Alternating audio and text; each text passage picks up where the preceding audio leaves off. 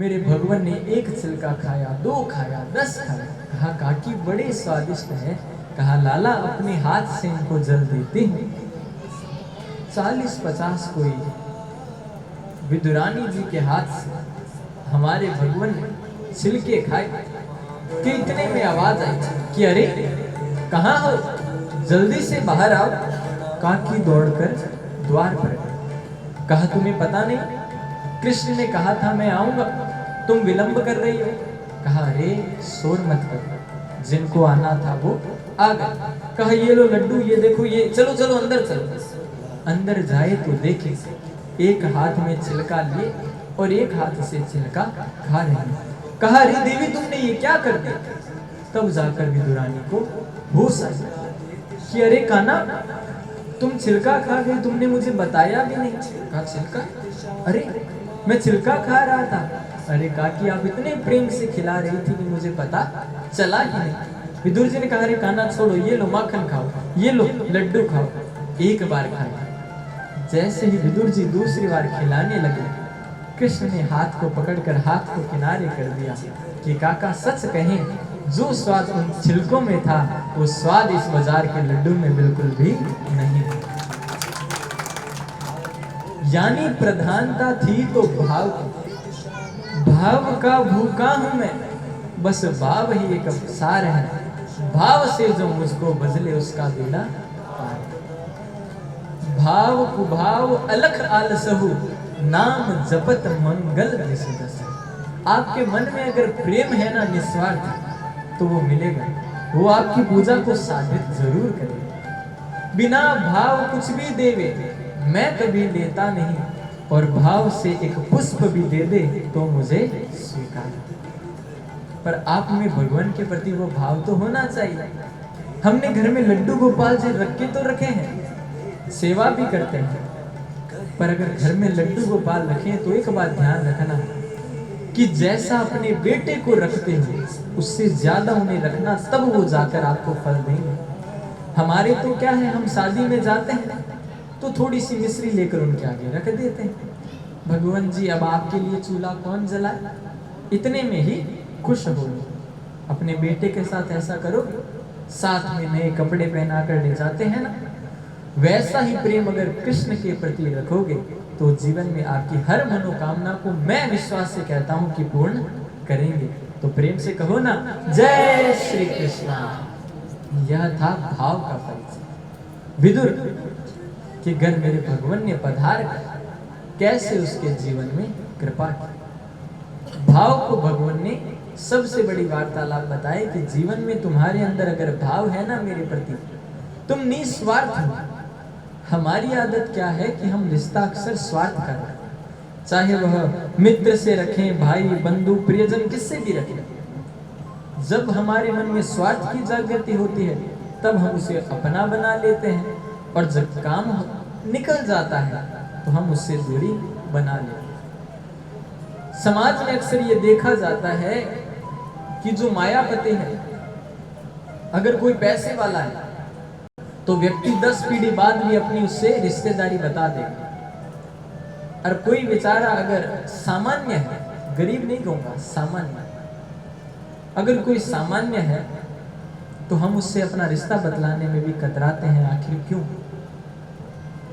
क्योंकि वहां पर हम अपनी शान बतला रहे हैं कि वो जो करोड़पति है, अरबपति, खरबपति है, वो हमारे 10वीं पीढ़ी बुआ, सासू, नानी, दादू के ये लगता है। वहां पर हम रिश्ता बताते कतराते नहीं, पर यहाँ कतराएंगे।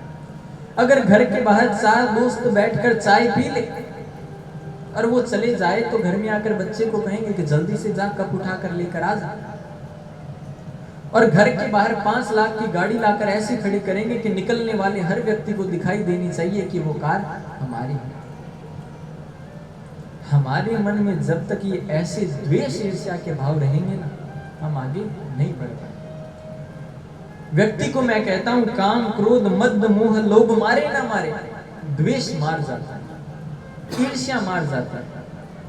देखिए एक बात को गांठ बांध लीजिए कि जीवन में ये बात सब चाहते हैं कि आप आगे बढ़ें, पर ये बात कोई नहीं चाहता कि आप उनसे ज्यादा आगे बढ़ें। जब तक आप उस व्यक्ति के समानांतर या उससे थोड़े बराबर हो, वो आपके साथ में है।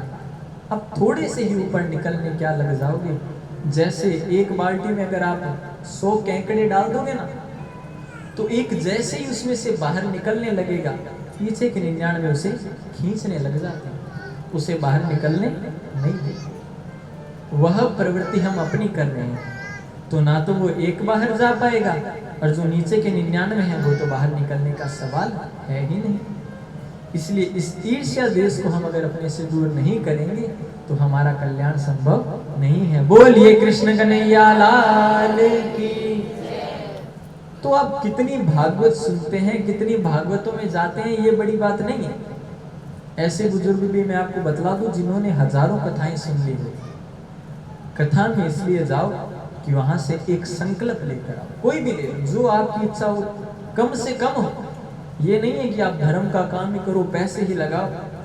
एक संकल्प ले लो, मैं झूठ नहीं बोलूंगा, मैं सच कहूंगा, मैं क्रोध नहीं करूंगा, मैं किसी से ईर्ष्या नहीं करूंगा, मैं किसी की निंदा नहीं करूंगा। कोई भी कथा में जाओ तो एक संकल्प लेकर आओ। केवल घर में ये कहकर मत जाओ कि हम कथा सुनने जा रहे हैं। वो कथा आपको तभी फल देगी जहां आपकी सुनी हुई बात पर अमल करोगे। मुझे अपने आप पर गर्व है कि मैं वही बात कहता हूं जिस पर मैं खुद नियंत्रित करूं। मैं प्याज लहसुन नहीं खाता, इसलिए मैं दूसरों को कहता हूं कि तुम मत खाओ। अगर मैं क्रोध छोड़ दूंगा तभी मैं दूसरे को कहूंगा कि भाई तू क्रोध मत कर। आप ज्ञान किसी को तभी दो जब आप खुद उस चीज पर अमल कर सकते हैं। कि मैं आपको तो कह दूं कि घर में बैंगन की सब्जी मत बनाओ, और 10 दिन बाद आपको बाजार में बैंगन खरीदता हुआ मिलूं, आपको महाराज जी उस दिन तो आपने मना किया था, तो हम कहेंगे भी हम सब्जी तो नहीं खाते, पर चावल के साथ भरता बनाकर जरूर खा लेते।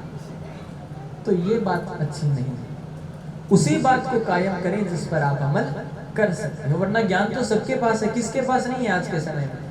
छोटे से छोटा बच्चा कह देगा खाली हाथ आए या खाली हाथ जाएंगे, फिर भी लगी तो दौड़ धन की रहती है ना, और कर ले, वो दूर थोड़ी जाती है। धन भी जरूरी है, जीवन में 8 घंटे सोना भी जरूरी है, 8 घंटे कमाना भी जरूरी है, उस कमाए गए धन को बच्चों में, माता पिता में देना भी जरूरी है।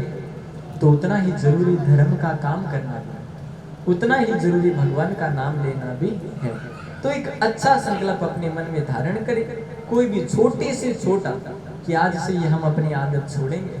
अब देखिए ये पेड़ पौधे का आज शायद 3 साल हो गए हमारे इस कार्यक्रम को, और इसके साथ में ये कभी मैंने पिछले वर्ष शुरू किया था, कोई जन सहयोग नहीं लिया, लिखा जरूर था कि जन सहयोग से, पर कान्हा जी की कृपा थी कि लगभग 1000 कुंटल के पास चुग्गा पक्षियों को मेरे हाथों से भगवान ने डलवाया, और लगभग आज तक 25,000 से ऊपर पौधे मैं घर घर जाकर देकर भी आया हूँ।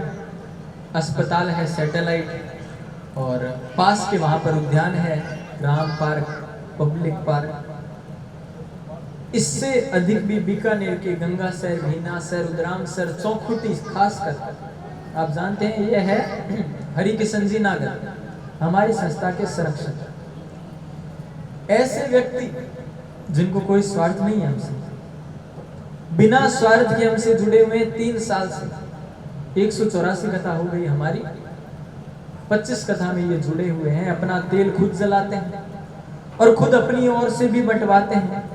25,000 से अधिक पौधे बंट चुके, और ये फिर आज हमने इस भागवत के साथ, देखिए लोगों का शौक होता है पैसा कमाने का, और हम भक्त हैं कृष्ण के, और कृष्ण के भक्तों का शौक होता है पैसों को लुटाने का।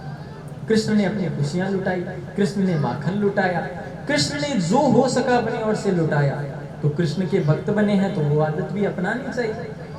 तो विदुर जी का कृष्ण ने पूछा, कृष्ण जब अपने धाम जाने लगे तो उद्धव ने पूछा कि भगवान आपको प्रसाद कहाँ कहाँ पर प्रिय लगा, कहाँ कहाँ पर अच्छा लगा।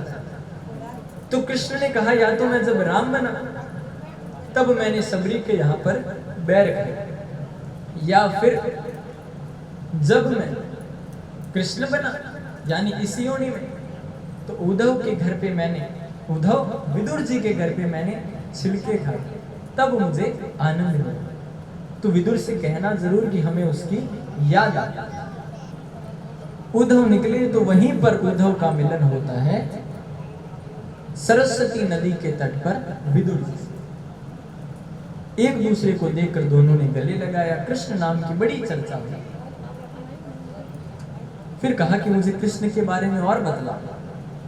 तो उद्धव ने कहा मुझे तो इतना ही पता है, और जानना है तो हरिद्वार में एक संत है जिनका नाम है मैत्रेयी मुनि, तो मैत्रेयी मुनि के पास जाओ, वो तुम्हें बतला। कहा ठीक। जैसे ही विदुर पहुंचे मैत्रेयी मुनि के पास, विदुर है दासी के पुत्र और मैत्रेयी मुनि है ब्राह्मण संत, पर जाति पाति पूछी नहीं कोई और हरि को भजे सो हरि को। मैत्रेयी मुनि ने विदुर को देखकर दौड़ करके गले लगा लिया और गले लगाकर अपने पास बिठाया। कहा अब बताओ। कहा बस कृष्ण के बारे में जानने की इच्छा था। ये मनुष्य के जीवन में सुख और दुख क्यों होते हैं, इनके कारण क्या है, इनके कारण बतलाइए। और ये भगवान कभी वारा बन जाते हैं, किसी को मार देते हैं, ये कथा बताइए। मैत्रेयी मुनि बतलाते हैं विदुर, सुख और दुख, ये मैंने आपको प्रथम दिवस की कथा में इसका वर्णन बता दिया कि सुख और दुख केवल मन की परिकल्पना है। जिसे मैं सुख की सोचता हूं कि ये मेरा सुख है, उसमें मुझे सुख मिलेगा, और जिसमें मुझे सोच लूं कि दुख है, उससे मुझे दुख मिलेगा। हमें पसीने में दुख मिलता है, पर एक किसान को जब तक पसीना नहीं आए उसे लगता नहीं है कि मैंने खेती की, उसको उसमें सुख मिलता है। मुझे एसी में नींद आती है, वो मेरे लिए सुख है। किसान को पेड़ की हवा में नींद आती है, वो उसके लिए सुख है। जो सुख में अच्छे भोजन में मिलता है, वही सुख एक कुत्ते को अपशिष्ट पदार्थ खाने में मिलता है। यानी सुख दुख कल्पनाओं का नाम है, और आपको दुखी भी वही करेगा, आपको दुख भी वही देगा जिससे आपने सुख की कामना की। उसके अलावा आपको कोई दुखित नहीं कर सकता। जिससे मैं सुख की कामना करूंगा वही मुझे दुख देगा, वरना कोई मेरे दुख का कारण नहीं बन सकता। हम जीवन में पाने की अपेक्षा करते हैं, वही तो हमारे दुख का कारण बनता है। कि हम कहीं पर जाएं और हम सोचें कि हमारा आदर होगा, सत्कार होगा, वहां पर हमें सत्कार ना मिले तो हमें दुख लगता है कि अरे मेरा सम्मान नहीं किया। अगर कोई इच्छा लेकर ही नहीं जाएंगे तो वहां सम्मान हो चाहे ना हो, कोई तात्पर्य ही नहीं, फिर कोई अर्थ ही नहीं। जैसे जाएंगे उसी इच्छा से लौट करके आ जाएंगे। इसलिए मन में मान सम्मान, दत्तात्रेय ने 24 गुरु बनाए, 7वें दिवस की कथा में आएगा। उसमें से एक गुरु बनाया बच्चे बालक। यदु ने पूछा कि बच्चे को गुरु बनाया क्यों? कहा एक बच्चे को मार डांट 20 मिनट बाद उसकी जो पसंदीदा चीज है उसे लाकर दे दो, वो पहले जैसा खुश हो जाएगा।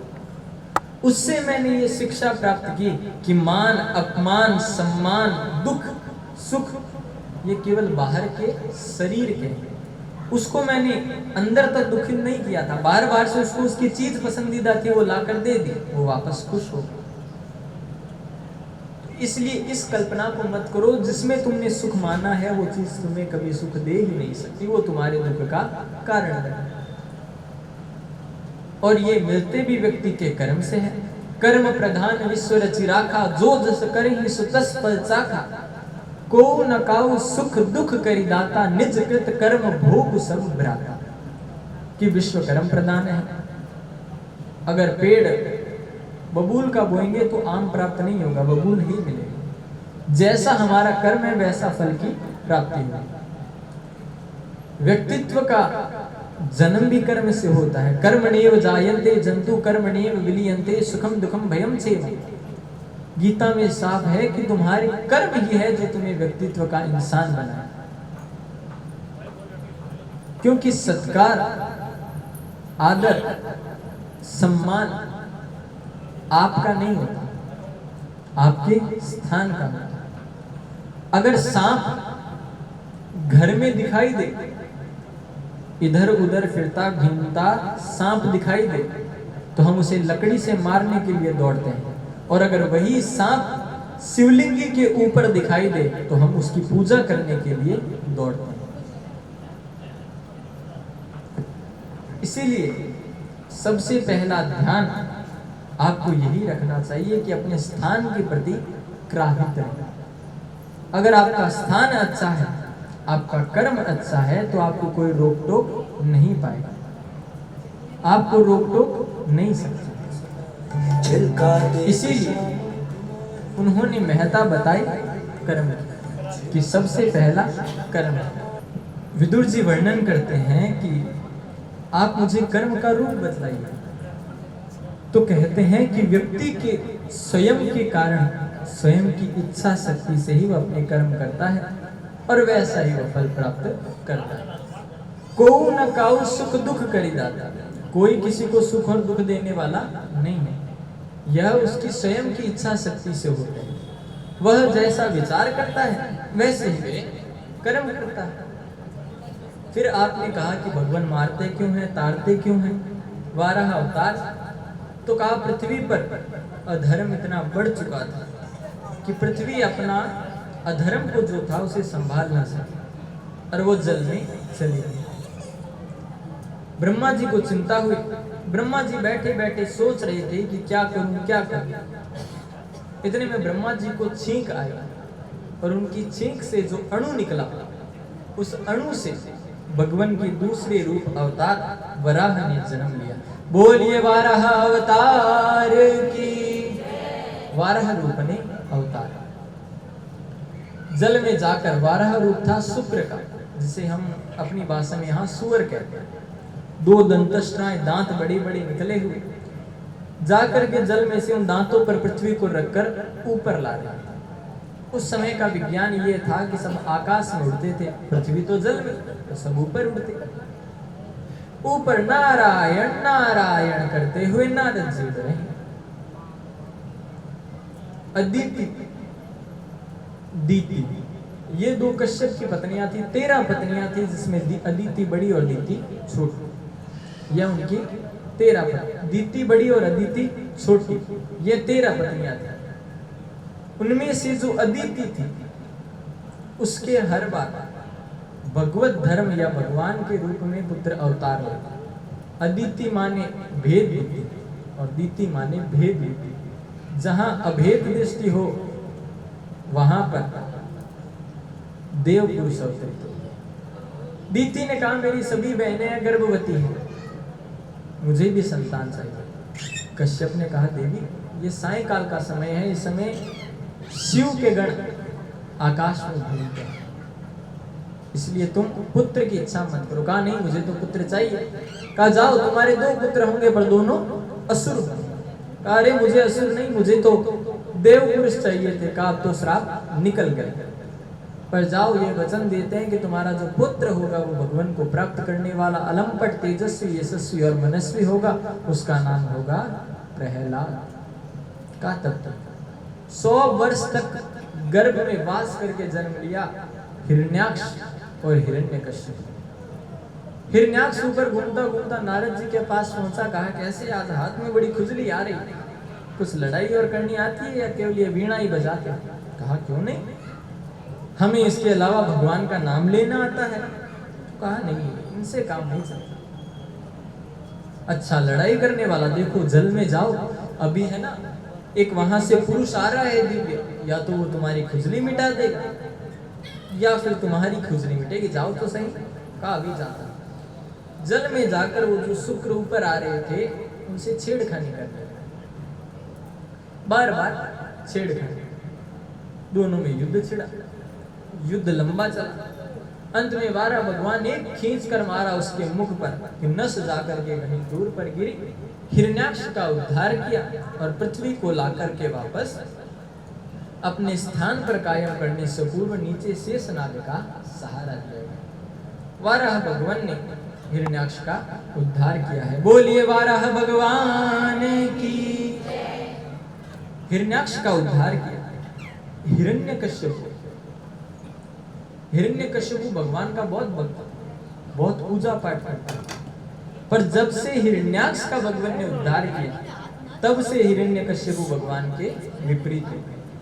शुक्राचार्य असुरों के गुरु शुक्राचार्य, यह बहुत लंबी कथा है, आगे जानेंगे कि उनकी माता के साथ हुई घटना के बाद से शुक्राचार्य विष्णु से द्वेष रखते हैं, वरना वो भी विष्णु के भक्त। पर जितने भगवान को याद असुर करते हैं उतने देवता नहीं। इसके बाद में वर्णन आता है कि विदुर जी को बतलाते हुए कहते हैं कि इन उद्धारों ज्ञान का विवरण करने हेतु, सभी को बनाने हेतु, बताने हेतु भगवान ने अवतार लिया कपिल का। कहा ये प्रसंग आप मुझे विस्तार से बताइए कि भगवान ने कपिल का अवतार क्यों लिया। तो कहा कि कर्दम आराम से आनंद से तपस्या करते, तपस्या करते करते उनके मन में यह इच्छा हुई कि सभी शादी करते हैं, विवाह करते हैं, आराम से जीवन जीते हैं, मैं भी शादी करूं, मैं भी विवाह करूं। तपस्या शुरू कर दी। बुढ़ाऊ जी तपस्या कर रहे हैं इसलिए कि शादी हो, बुढ़ापे कई वर्ष लगे। भगवान प्रसन्न हुए। भगवान ने कहा देखो बुढ़ाऊ, जाने की उम्र हुई है, तब तो ये तपस्या कर रहे हैं कि हमारी शादी हो जाए। कहा कोई दर्शन दिया। कहा कहिए क्या बात। कहा बस भगवान आपके दर्शन करने थे तो हमने तपस्या की। कहा पक्का, हमारे दर्शन ही थी इच्छा। कहा हाँ भगवान यही थी। भगवान ने कहा देखो, मन मन भावे और मूंड हिलावे, कि मन में तो इच्छा है कि शादी हो जाती और बाहर से अब ना कर रहे हैं कोई। कहा अच्छा आपकी इच्छा नहीं है, बात अलग है, वरना हम आपके लिए रिश्ता देख कर आए थे। कर्दम ने कहा हमारे लिए। कहा हाँ, जो स्वयंभू मनु है ना, मनु शत्रुपा, उनकी बीच की बेटी है देवहूति, उसके साथ आपका रिश्ता करेगा। कर्दम भगवान के चरणों में गिर। कहा भगवान यह मेरी भूल थी कि मैंने इस समय में विवाह की इच्छा की, पर अब मुझे आपके दर्शन हो गए, विवाह नहीं करते। कहा ऐसे कैसे नहीं करना, हमारी बात चली जाएगी। कहा ठीक है कर तो लेंगे, परीक्षा। हाँ कहो कि मेरे घर पर बेटा बनकर आपको आना होगा, और जैसे ही आप आओगे कि हम घर को छोड़ देंगे। कहा ठीक। कहा चलो देवहूति को देख तो लो। कहा भगवान आपने देख लिया मेरे लिए वधू को, तो मैं देखने क्यों जाऊं। उस समय में वर वधू आपस में देखते नहीं थे, उनको शर्म आती थी, लज्जा आती थी माता पिता के सामने। और आज इंची टेप साथ में लेकर जाते। मैं 5.5 हूं तो वो 5-6 नहीं होना चाहिए, रंग समान। यानी उस समय उनको शर्म लज्जा लगती थी माता पिता के सामने बात करने में। और आज तो माता पिता खुद कहते हैं 5 मिनट थोड़ा विचार मिला आपस में। चल खैर कोई नहीं। तो विदुर जी बड़े आनंद से इस प्रसंग को सुन रहे हैं। अब यह कथा 3 जगह सुनाई जा रही है। कैसे? सूत जी सुना रहे हैं सोनकादिक ऋषियों को 88,000 को, सुखदेव सुना रहे हैं परीक्षित को, और यहाँ पर विदुर जी को बतला रहे हैं मित्र में कि देखो लेकर गए, आपस में दोनों का विवाह हो गया। वापस आया देवहूति जो महलों में पली, आकर देखा तो सामने एक पर्णकुटी, छोटी सी झोंपड़ी। कहा आप कहाँ यहीं रहते हैं? यही है हमारा घर। अंदर गए तो नीचे कोई 60-70 बिल। उसने कहा ये क्या है? ये बिच्छू, केकड़े, सांप, ये क्या है? कहा ये सभी से अपना ही घर मानते हैं तो यहीं रहते। अच्छा। ऊपर देखा तो 50 घोंसले। कहा ये कबूतर, चिड़िया, कि ये भी इसे अपना घर मानते हैं तो यहीं रहते हैं। कहा ये जब सब इसे अपना घर मानते हैं तो आप कहाँ रहते हैं? तो कहा ये सामने 1.5 फुट का आसन है ना, हम तो यहीं तपस्या करते हैं, हमारे लिए तो यही बहुत है। देवहूति के नेत्र सजल हो गए कि इतना त्यागी पति। और बाहर देखा तो गाय, हिरण और शेर एक साथ पानी पी रहे हैं। कर्दम के तप से वहां का माहौल अहिंसक बन चुका। कहा अच्छा ठीक है, अब तुम्हारा घर है, जैसा करना है इसे करो, हम थोड़ी सी अर्चना कर लें। कर्दम मुनि अर्चना करने बैठे कि अर्चना लंबी हो गई, कई साल लग गए। नेत्र खुले तो देखा एक बूढ़ी सी औरत कमर झुकी हुई वहां झाड़ू लगा रही। कहा ये कौन है? कहा देवी तुम कौन हो, यहाँ पर क्या कर रही हो? बहुत जल्दी कि मेरा पति मुझसे पूछ रहा है कि तुम कौन हो। कहा रे याद करो, आज से 40 साल पहले मेरे पिता आए थे आपके साथ। हाँ हाँ याद आ रहा है। तो तुम अपने घर नहीं गई? कहा जब मैं बिना पति की आज्ञा के अपने घर कैसे जाती, मेरा पति तो पूजा में था। और अब विवाह के बाद में पत्नी के लिए पति का घर ही पिता का घर। कहा तुम खाती क्या? कहा कभी फल तोड़कर, कभी पत्ते, कभी भूखी रह जाती। नेत्र बंद, देवहूति ने नेत्र बंद किया। कर्दम मुनि उसे हाथ पकड़कर सामने एक सरोवर दिखाते हैं, उसका नाम था बिंदु सरोवर। दोनों उसमें प्रवेश करते हैं, डुबकी लगाकर बाहर आते हैं कि दोनों वापस अपनी पुरानी अवस्था में आ जाते हैं। कर्दम 21 वर्ष और वह अपने 16 वर्ष की आयु में वापस पुनः आ जाते, दोनों अपनी अपनी आयु में लौट आते और दोनों अब आराम से कई वर्षों तक साथ में रहे। पुत्र तो हुआ नहीं, 9 कन्याओं ने जन्म ले लिया। कला, अरुंधति, अनसुईया। कला मारीच ऋषि से ब्याई गई, अत्रि से अनसुईया। अरुंधति भी जो इनकी बेटी है वो वशिष्ठ इत्यादि ऋषियों को सभी जो 9 कन्याएं थी बड़ी बड़ी ऋषियों को ब्याई गई। और यही 9 कन्याएं 9 दा भक्ति का रूप है। श्रवण, कीर्तन, स्मरण, पाद सेवन, अर्चन, वंदन, दास्य, सांख्य और आत्मनिवेदन, यह 9 दा भक्ति है और यही इनकी 9 पुत्री।